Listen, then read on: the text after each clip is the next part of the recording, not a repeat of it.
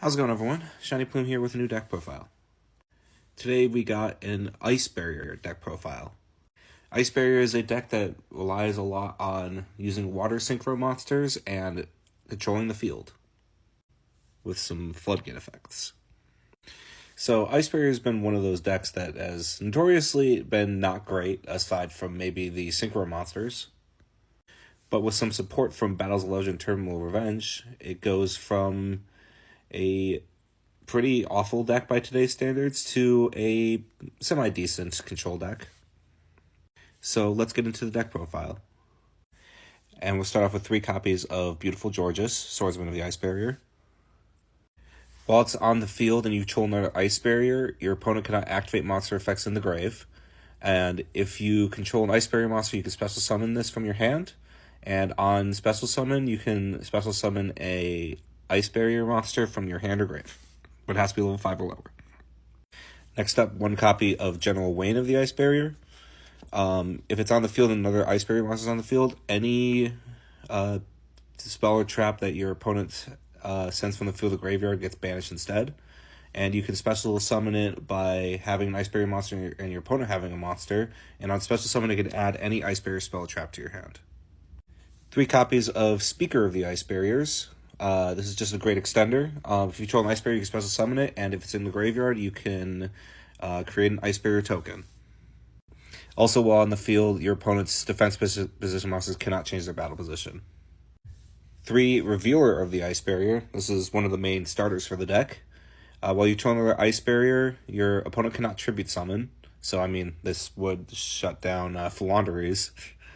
But more importantly, you can discard a card to special summon an Ice Barrier tuner from your deck.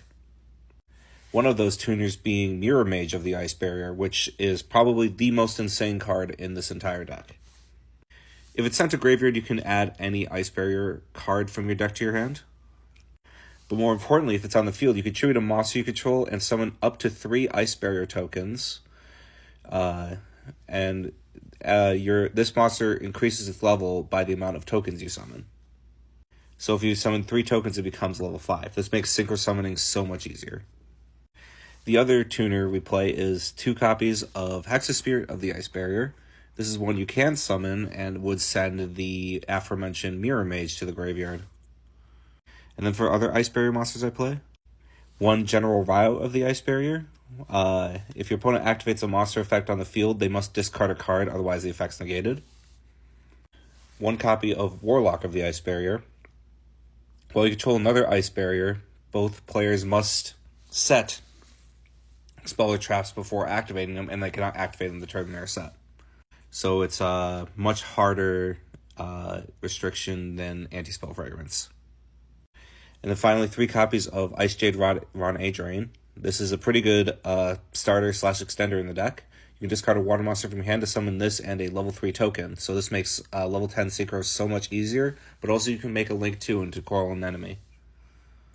And that's it for the monsters. You may notice in a bit that in this deck, I don't actually run hand traps. I preferred to do board breakers for this particular build.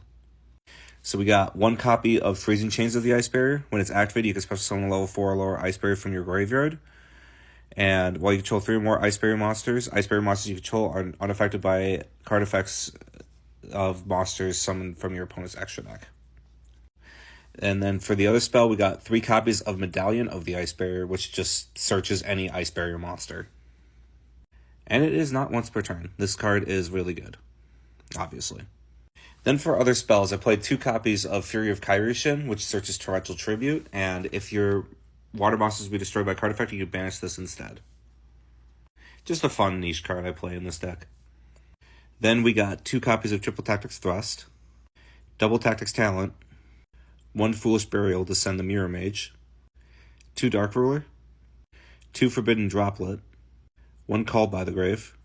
Then for traps, we got 1 Ice Barrier, 3 Infinite Impermanence, and 1 Torrential Tribute. And now onto the extra deck. 1 copy of Coral Anemone. You can special summon a water monster from your graveyard that has 1500 or less attack to the zone this points to. So during the combo, this is really good for sending the Mirror Mage to activate its effect and then bringing back the Mirror Mage to activate its other effect to get tokens. Then for the XZs, I got 1 Abyss Dweller, 1 Bahamut Shark, 1 Every Water Deck's Crutch, and 2 Everything is Water. And then for the Synchros, 1 Coral Dragon, 1 Ravenous Crackle Dragon. In this deck, you would summon Coral Dragon and then using the Ice Barrier tokens make this, and this will let you get a draw 4. Then for other Synchros, we got 1 Adamantipator Risen Dragite, 1 White Aura Whale, 1 Trishula, Dragon of the Ice Barrier, 1 Ice Jade Gimir Adrain, 1 Chen Ying, which won me a lot more games than it probably should have, 1 Trishula Zero Dragon of the Ice Barrier, which funnily enough was the Trishula I ended up summoning the most.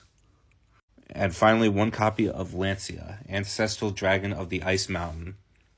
While not an Ice Barrier by name, this is probably one of the best cards in the entire deck. What it does is when your opponent special summons, you can special summon any Ice Barrier from your hand, deck, or graveyard, or extra deck. Then change one of your opponent's attack position monsters to defense position, which happens twice per turn. And if this leaves the field by your opponent's card, you can summon either the Trishula Zero Dragon or the OG Trishula. And it counts as a Synchro Summon, so it gets its Synchro Summon effect.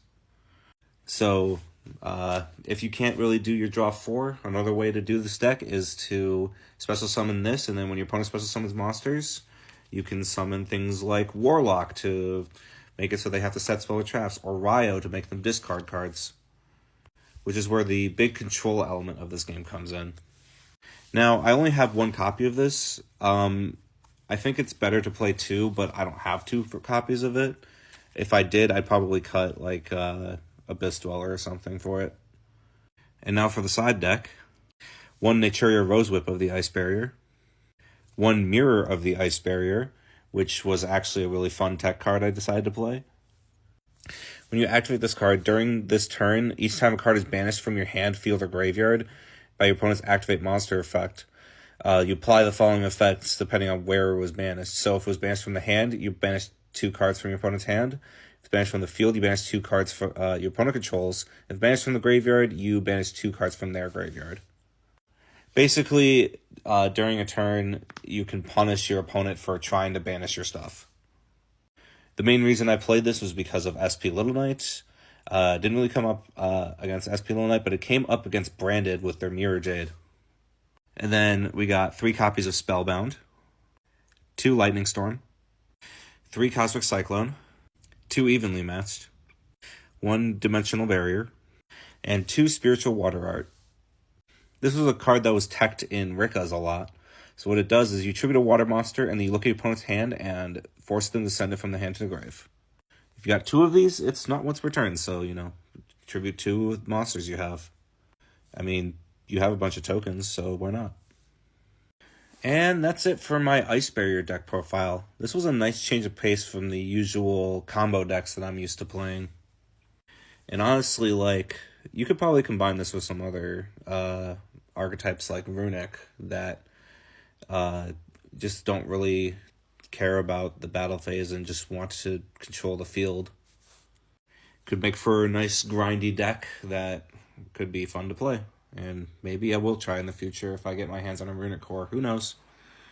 But for now, this is the build I went with, and I'm really happy with it. So thank you all for watching. Peace.